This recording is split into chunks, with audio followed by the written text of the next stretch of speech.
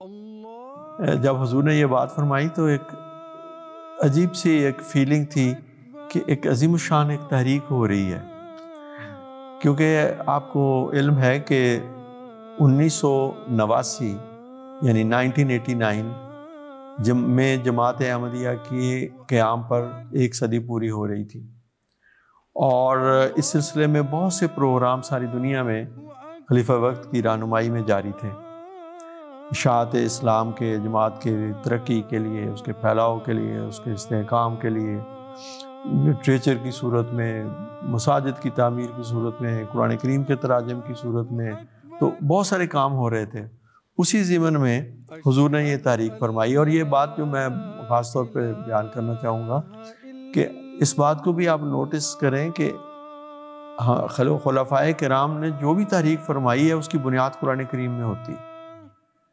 اور یہ وقف نو کی اتنی عظیم الشان تحریک جو ہے اس کی بنیاد قرآن کریم کی سورہ انعام کی اس آیت پر حضرت خلیفۃ المسیح رابع نے رکھی، اللہ تعالیٰ نے ان کے دل میں ڈالا۔ اعوذ باللہ من الشیطان الرجیم، بسم اللہ الرحمن الرحیم۔ ناظرین اکرام، السلام علیکم ورحمۃ اللہ وبرکاتہ۔ حضرت مسلم موعود رضی اللہ عنہ نے جب اس مسجد یعنی مسجد فضل لندن کی بنیاد رکھی تو اس وقت جو سنگ بنیاد کے لیے آپ نے پتھر رکھا اس پر آپ کا ایک مضمون درج ہے، اور اس مضمون میں آپ تحریر فرماتے ہیں کہ یہ جگہ حضرت محمد مصطفیٰ خاتم النبیین صلی اللہ علیہ وسلم اور حضرت احمد مسیح موعود نبی اللہ بروز و نائب محمد علیہ الصلاۃ والسلام کی نورانی کرنوں کو اس ملک اور دوسرے ملکوں میں پھیلانے کے لیے روحانی سورج کا کام دے، اے خدا تو ایسا ہی کر۔ بس ہم نے دیکھا کہ جماعت احمدیہ کے کئی سنگ میل اس مسجد میں طے ہوئے، اسی سنگ میل کا ایک سلسلہ یا اسی سنگ میل میں سے ایک سنگ میل تحریک وقف نو کا آغاز بھی ہے۔ 3 اپریل 1987 کو حضرت خلیفۃ المسیح رابع رحمہ اللہ نے اپنے خطبہ جمعہ میں جو اسی مسجد میں آپ نے ارشاد فرمایا تھا، تحریک وقف نو کا آغاز فرمایا۔ اب اللہ تعالیٰ کے فضل سے دنیا بھر میں واقفین نو آن حضرت صلی اللہ علیہ وسلم اور آپ کے غلام صادق حضرت اقدس مسیح موعود علیہ الصلوۃ والسلام کی روحانی کرنیں پھیلا رہے ہیں، الحمدللہ۔ اس سلسلے میں یا تحریک وقف نو کے آغاز کے حوالے سے ہم نے آج دعوت دی ہے مکرم نصیر احمد قمر صاحب کو۔ السلام علیکم ورحمۃ اللہ وبرکاتہ۔ مکرم نصیر احمد قمر صاحب اس وقت جب تحریک وقف نو کا آغاز ہوا تھا اس مسجد میں موجود تھے۔ مکرم قمر صاحب، جب حضرت خلیفۃ المسیح رابع رحمہ اللہ نے اس تحریک کا آغاز فرمایا تو آپ نے اپنے خطبہ جمعہ میں کیا بیان فرمایا اور کن باتوں کی طرف آپ نے روشنی ڈالی؟ لیکن جو بہت ہی غیر معمولی دن تھا، اور جماعت کی تاریخ میں ہمیشہ اسے ایک، جیسا کہ آپ نے کہا، کہ ایک عظیم سنگ میل کے طور پر یاد رکھا جائے گا۔ حضور ایدہ اللہ نے خطبے میں اللہ تعالیٰ سے محبت کا ایک مضمون اور محبت رسول کا مضمون بیان فرمایا، اور اسی ضمن میں حضور نے یہ بتایا کہ ہمیں ایسے لوگوں کی ضرورت ہے جو اللہ تعالیٰ کی محبت سے سرشار ہوں، کیونکہ یہی وہ اصل چیز ہے جس کے نتیجے میں انسان جو ہے وہ اللہ تعالیٰ کے ساتھ تعلق بھی قائم کر سکتا ہے، اور اس کے لیے حضرت صلی اللہ علیہ وسلم کی پیروی بہت ضروری ہے۔ اور قرآن مجید کی آیات کی روشنی میں اس کے مختلف پہلوؤں پر حضور نے روشنی ڈالی۔ اسی ضمن میں حضور نے پھر انبیاء علیہم السلام کی جو اللہ تعالیٰ سے محبت ہے اور جو ان کا ذوق اور شوق ہے کہ وہ اس کے احکامات کی اطاعت کریں اور خدا سے محبت کرنے والی نسلیں پیچھے چھوڑیں، اس کے لیے انبیاء علیہم السلام کی دعاؤں کا بھی اختصار سے ذکر فرمایا، اور فرمایا کہ صرف انبیاء ہی نہیں بلکہ دیگر ابرار کی بھی یہ سنت ہے کہ وہ یہ چاہتے ہیں کہ ان کی جو اولادیں ہیں وہ اللہ تعالیٰ کی محبت سے سرشار ہوں۔ اسی ضمن میں حضور ایدہ اللہ نے حضرت عیسیٰ مسیح ناصری علیہ السلام کی نانی کی ایک دعا کا ذکر فرمایا، یعنی حضرت مریم علیہ السلام جو حضرت عیسیٰ علیہ السلام کی والدہ تھیں، ان کی والدہ کا، اور وہ دعا قرآن کریم کی سورۃ الانعام میں موجود ہے، اور حضور نے اس آیت سے سورہ آل عمران کی آیت 33 کا ذکر کرتے ہوئے ایک حضرت مریم علیہ السلام کی والدہ کی دعا سے ایک لطیف استنباط فرمایا، جو بالکل ایک منفرد اور اچھوتا استنباط تھا، اور پھر اس سے استنباط فرماتے ہوئے حضور نے فرمایا کہ میں یہ تحریک کرنا چاہتا ہوں کہ جس طرح حضرت مریم کی والدہ نے اللہ تعالیٰ سے یہ دعا کی تھی کہ اے اللہ جو بھی میرے پیٹ میں ہے میں اسے دنیا سے آزاد کرتے ہوئے تیرے سپرد کرتی ہوں، تو اسے قبول فرما لے، اور مجھے نہیں پتا کہ وہ لڑکا ہے یا لڑکی ہے، کیسا ہوگا کیسا نہیں ہوگا، لیکن میری یہ تمنا ہے کہ تو اسے قبول فرما لے۔ اس سے حضور رحمہ اللہ نے یہ فرمایا کہ یہ دعا جو حضرت مریم کی والدہ کی جو آل عمران سے تھی، خدا تعالیٰ کو ایسی پسند آئی جسے قرآن کریم میں آئندہ نسلوں کے لیے محفوظ کر لیا، اور پھر حضرت ابراہیم علیہ السلام کی دعا اپنی اولاد کے متعلق اور دوسرے انبیاء کی دعائیں اپنی اولاد کے متعلق، یہ ساری قرآن کریم نے محفوظ فرما دی۔ تو حضور نے اس دعا کے حوالے سے یہ فرمایا کہ میں نے یہ سوچا کہ ساری جماعت کو میں اس بات پر آمادہ کروں کہ اگلی صدی میں داخل ہونے سے پہلے جہاں روحانی اولاد بنانے کی کوشش کر رہے ہیں دعوت اللہ کے ذریعے، وہاں اپنے آئندہ ہونے والے بچوں کو خدا کی راہ میں ابھی سے وقف کر دیں، اور یہ دعا مانگیں کہ اے خدا ہمیں ایک بیٹا دے، لیکن اگر تیرے نزدیک بیٹی ہی ہمارے لیے مقدر ہے تو ہماری بیٹی ہی تیرے حضور پیش ہے، معافی بطنی، جو کچھ بھی میرے بطن میں ہے۔ یہ مائیں دعائیں کریں اور والدین بھی ابراہیمی دعائیں کریں کہ اے خدا انہیں اپنے لیے چن لے اور اپنے لیے خالص کر لے، تیرے ہو کر رہ جائیں، اور آئندہ صدی میں ایک عظیم الشان بچوں کی فوج ساری دنیا سے اس طرح داخل ہو رہی ہو کہ وہ دنیا سے آزاد ہو رہی ہو، اور محمد رسول اللہ صلی اللہ علیہ وسلم اور محمد رسول اللہ صلی اللہ علیہ وسلم کے خدا کے غلام بن کے اس صدی میں داخل ہو رہی ہو۔ تو یہ ایک بہت ہی، جب حضور نے یہ بات فرمائی تو ایک عجیب سی ایک فیلنگ تھی کہ ایک عظیم الشان ایک تحریک ہو رہی ہے، کیونکہ آپ کو علم ہے کہ 1989 یعنی 1989 میں جماعت احمدیہ کی قیام پر ایک صدی پوری ہو رہی تھی، اور اس سلسلے میں بہت سے پروگرام ساری دنیا میں خلیفہ وقت کی رہنمائی میں جاری تھے، اشاعت اسلام کے، جماعت کے ترقی کے لیے، اس کے پھیلاؤ کے لیے، اس کے استحکام کے لیے، لٹریچر کی صورت میں، مساجد کی تعمیر کی صورت میں، قرآن کریم کے تراجم کی صورت میں، تو بہت سارے کام ہو رہے تھے۔ اسی ضمن میں حضور نے یہ تحریک فرمائی، اور یہ بات جو میں خاص طور پہ بیان کرنا چاہوں گا کہ اس بات کو بھی آپ نوٹس کریں کہ خلفائے کرام نے جو بھی تحریک فرمائی ہے اس کی بنیاد قرآن کریم میں ہوتی، اور یہ وقف نو کی اتنی عظیم الشان تحریک جو ہے اس کی بنیاد قرآن کریم کی سورہ انعام کی اس آیت پر حضرت خلیفۃ المسیح رابع نے رکھی، اللہ تعالیٰ نے ان کے دل میں ڈالا، اور اس کو بنیاد بناتے ہوئے حضور نے فرمایا کہ وہ جو سنت ہے جو حضرت مریم کی والدہ کی ہے، اس پہ اس طرح سے احمدی مائیں عمل کریں اور احمدی باپ عمل کریں کہ بچوں کی پیدائش سے پہلے ہی اللہ کی محبت میں سرشار ہو کر اسے خدا کے لیے، خدا کے دین کے لیے وقف کرنے کی نیت مانیں۔ اور حضور نے فرمایا کہ اس کی وجہ یہ ہے کہ آئندہ 100 سالوں میں جس کثرت سے اسلام نے ہر جگہ پھیلنا ہے، وہاں لاکھوں تربیت یافتہ غلام چاہیے جو محمد رسول اللہ صلی اللہ علیہ وسلم اور خدا کے غلام ہوں، واقفین زندگی چاہیے کثرت کے ساتھ، اور ہر طبقہ زندگی کے ساتھ واقفین زندگی چاہیے، ہر ملک سے واقفین زندگی چاہیے۔ تو یہ بالکل ایک اچھوتی اور منفرد تحریک تھی۔ آپ سے پہلے بات ہو رہی تھی کہ وقف کی تو تحریک بہت دیر سے چل رہی ہے جماعت میں، حضرت مسیح موعود علیہ الصلوۃ والسلام کے زمانے سے چل رہی ہے، اور مختلف رنگ میں پھر بعد میں خلفائے کرام بھی مختلف وقتوں میں افراد کو تحریک کرتے رہے، بعض دفعہ ایک محدود وقت کے لیے، بعض دفعہ بعض خاص طبقہ زندگی سے تعلق رکھنے والوں کو، بعض دفعہ وقف زندگی کے لیے بھی تحریک فرمائیں۔ تو مختلف تحریکات وقف زندگی کے یا وقف کے سلسلے میں وہ تو ہوتی رہیں، لیکن یہ تحریک ایک ایسی تحریک تھی کہ جس میں ساری جماعت کو اور ساری دنیا کے ممالک سے تعلق رکھنے والے والدین کو حضور نے تحریک فرمائی، یعنی جو شادی شدہ جوڑے ہیں ان کو یہ کہا کہ آپ آئندہ آنے والی نسلوں کو جو ابھی آئی ہوئی وجود میں بھی نہیں آئیں، ان کے لیے نیتیں باندھیں کہ ہم انہیں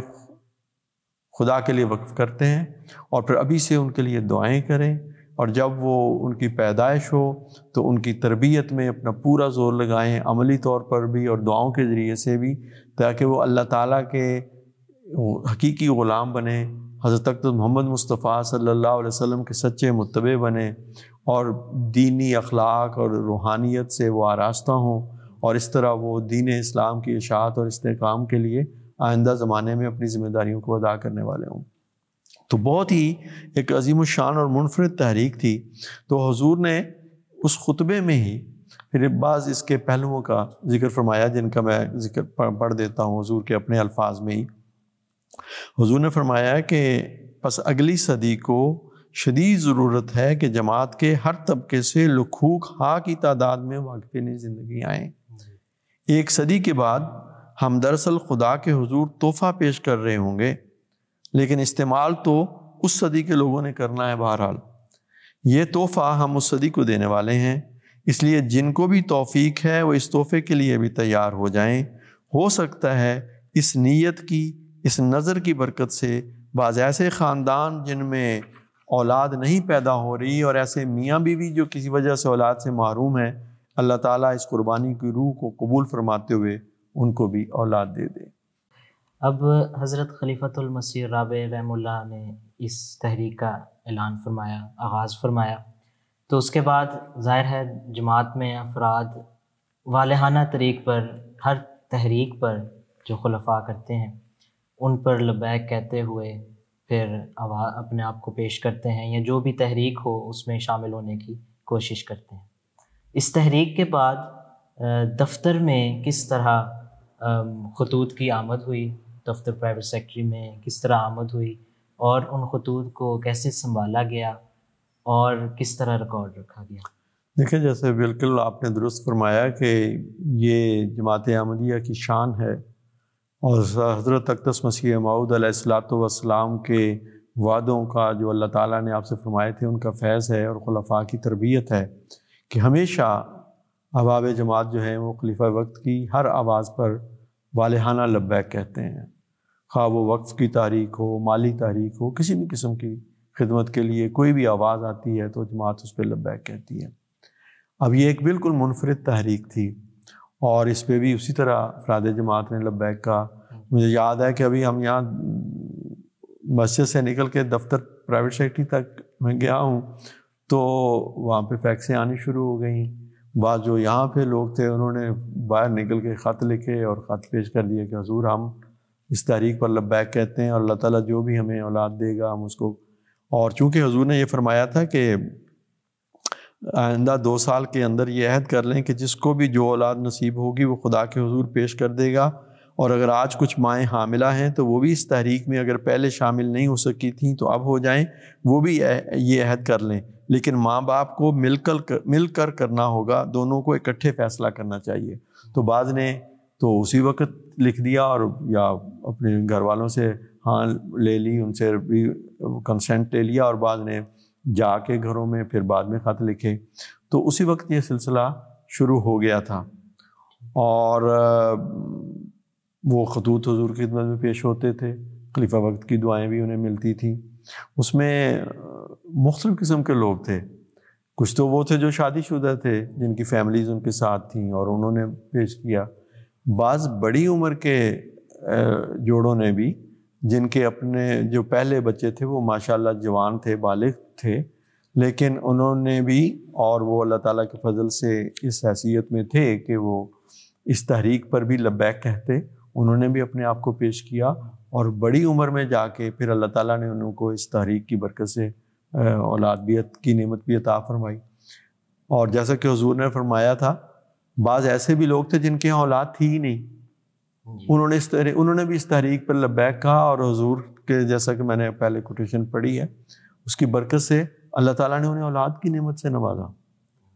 اور بعض ایسے تھے جن کے لڑکیاں ہی ہوتی تھیں, اور اس تحریک کی برکت سے اللہ نے انہیں لڑکے بھی دیے, نرینہ اولاد سے بھی نوازا. پھر بعض ایسے تھے جن کی ابھی شادیاں نہیں ہوئی تھیں, انہوں نے یہ بھی لکھا کہ حضور ابھی ہماری شادی تو نہیں, لیکن میں یہ عہد کرتا ہوں کہ جب بھی میری شادی ہوئے گی تو ہم میاں بیوی ہم یہ عہد باندھیں گے اور اپنے اس کو پیش کریں گے, لیکن ہمیں اس فہرست میں شامل کر لیں. تو بڑا وہ اس میں وسیع ہوتا گیا دائرہ, اور حضرت خلیفۃ المسیح کی دعاؤں کی برکت سے اور یہ جو تحریک اللہ تعالیٰ کے حکم سے آپ نے جماعت میں جاری فرمائی تھی اس کی برکت سے پھر یہ سلسلہ پھیلتا چلا گیا. اس زمانے میں ابھی اس طرح ایم ٹی اے کی تو فل ٹائم کی نشریات نہیں تھیں, خطبات ریکارڈ ہوتے تھے, آڈیو کیسٹس کے ذریعے جاتے تھے, تو کافی وقت لگتا تھا بعض دور دور کی جماعتوں میں جانے میں. اب تو اللہ تعالیٰ کے فضل سے براہ راست خطبہ ساری دنیا میں خلیفۃ المسیح کا نشر ہوتا ہے, لوگ سنتے ہیں, دیکھتے ہیں, فوراً پیغام پہنچ جاتا ہے. لیکن اس میں کچھ وقت لگا, چنانچہ پھر حضرت صاحب نے 2 سال کے بعد یہ بتایا کہ اب تک جو ہے 1200 کے قریب ہوئے ہیں. تو اصل میں یہ ہے کہ بہت سارے لوگوں تک پیغام اور اس کا تحریک کا صحیح منشا پہنچا نہیں ہے. تو حضرت صاحب نے پھر اس میں جو لوگوں کو آواز پہنچی تو انہوں نے کہا کہ ہمیں تو پہلے نہیں پتہ تھا, تو اس کو ایکسٹینڈ کیا جائے. پہلے یہ 2 سال کی تھی, پھر حضور نے 2 سال اس میں اور اضافہ فرمایا, اور پھر اللہ تعالیٰ کی وجہ سے جوبلی تک ایک بڑی تعداد ایسے واقفین زندگی کی ہو گئی, اور بعد میں پھر حضرت صاحب نے اسے مستقل ہی کر دیا. تو آپ نے پوچھا تھا کہ وہ خطوط وغیرہ آتے تھے حضور کو پیش ہوتے تھے, تو اس زمانے میں ہمارے پاس کوئی دفتر پرائیویٹ سیکرٹری میں اسٹاف بھی نہیں تھا, ہم کل 3-4 لوگ تھے. تو جو دوست حضور کی طرف سے خط ملاحظہ ہونے کے بعد ان کے جوابات دینے پر مامور تھے, ان سے میں نے کہا کہ ان خطوط کو الگ ریکارڈ رکھیں. تو انہوں نے ہمارے پاس یہیں پہ مسجد کے ساتھ ہی جو دفتر ہوتا تھا محمود ہال میں نیچے, تو چھوٹا سا دفتر تھا, وہ ونڈو میں ہی ایک طرف انہوں نے خطوط کو علیحدہ رکھنا شروع کر دیا. جب وہ کچھ زیادہ ہو گئے تو مجھے یہ احساس ہوا کہ ان کو اب سنبھالنا پڑے گا, یہ تو ایک تحریک ہے اور آگے اس نے وسعت اختیار کرنی ہے, پھیلنا ہے, یہ کوئی چند روزہ بات نہیں ہے. یہ تو اس وقت کی کیفیت تھی. پھر اب تو ماشاءاللہ بعد میں حضور نے اسے ایک طریقہ جدید کے تحت ایک باقاعدہ وکالت وقف نو قائم فرما دی, اور پاکستان میں وکیل وقف نو ہیں, وہ بھی اس کو کرتے ہیں. قمر صاحب, آغاز میں اس بات کا ذکر ہوا تھا کہ ہماری جماعت میں پہلے سے وقف کرنے کا نظام موجود تھا, تو پہلے والے نظام میں اور یہ وقف نو کی تحریک میں بنیادی فرق کیا ہے؟ دیکھیں, ایک تو یہ ہے کہ پہلے یہ ہوتا تھا, خود حضرت خلیفۃ المسیح رابع رحمہ اللہ نے فرمایا کہ ایک وقف کی یہ صورت تھی کہ بعض لوگ خود جو تربیت یافتہ ہوتے تھے, بڑی عمر کے تھے, جماعت کے نظام کو سمجھتے تھے, سلسلے کے عقائد کو, تعلیمات سے پوری طرح آگاہ تھے, اچھے تربیت یافتہ تھے, وہ اپنے آپ کو خلیفہ وقت کے سامنے پیش کرتے تھے. یا یہ ہوتا تھا کہ خلیفۃ المسیح کی تاریخ پر لوگ مثلا مدرسہ احمدیہ میں یا جامعہ احمدیہ میں داخل ہوئے ہیں, تو وہاں سے وہ تعلیم تربیت پا کر تو وہ وقف زندگی کے طور پر پھر وہ خدمت کرتے تھے. اور بعض اوقات کسی خاص مہم کے پیش نظر حضرت خلیفۃ المسیح جو ہیں وہ افراد جماعت کو تحریک کرتے تھے کہ فلاں قسم کے لوگ آگے آئیں اور اپنے آپ کو وقف کریں. وقف بعد ریٹائرمنٹ کی بھی ایک صورت ہوتی تھی. یہ وہ تحریک ہے جس میں ابھی جس کو وقف کرنا ہے اس کا وجود ہی نہیں دنیا میں آیا, اس سے پہلے ماں باپ وقف کر رہے ہیں کہ جو بھی, یعنی مستقبل کی ایک ایسی چیز جو ابھی ان کے ہاتھ میں بھی نہیں ہے,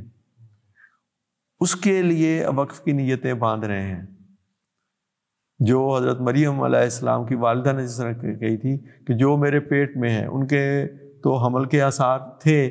تو انہوں نے کہا کہ جو میرے پیٹ میں ہے اسے میں پیش کرتی ہوں تیرے حضور.